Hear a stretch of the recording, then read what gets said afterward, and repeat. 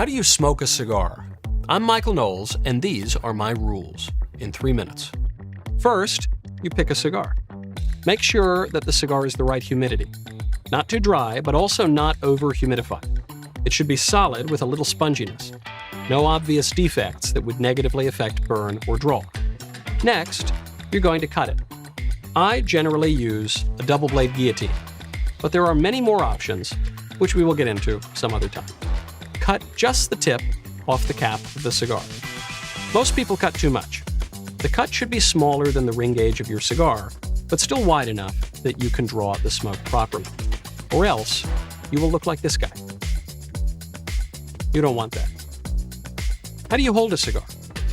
However you want, but there are some tried and true ways to hold a stogie.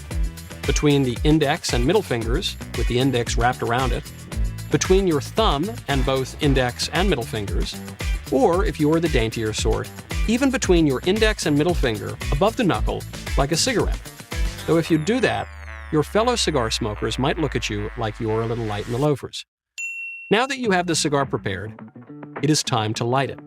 First, you might take a pre-light draw or two, just to sample the flavor of what is called the cold draw. Then you pick a fire-producing instrument. There are many options. My only advice for now is to avoid lighting instruments that have strong odors. A Zippo, for instance, will impart a harsh flavor to your cigar that will overpower the delicate blend of whatever it is you're smoking. I generally use a butane torch. You want to bring the flame near to the cigar, but not directly on the end of the stick, which should be roughly parallel to the ground, so that you only ignite the foot and avoid burning the wrapper. Then finally, take a couple puffs that pull the flame into the foot of the cigar. Finally, we get to the most important part, the smoking. First rule, do not inhale, or you are liable to go green in the face and wind up sharing your cigar with the floor or a porcelain bowl. The action should seem more like sipping from a juice box than smoking a cigarette or ripping a bongful of the devil's lettuce. And don't puff too rapidly. A puff or two, maybe 3 every minute, will keep the cigar from burning too hot or unevenly. And you don't need to ash every second as with a cigarette. Once you've got an inch or so of ash, gently tap the cigar on the ashtray.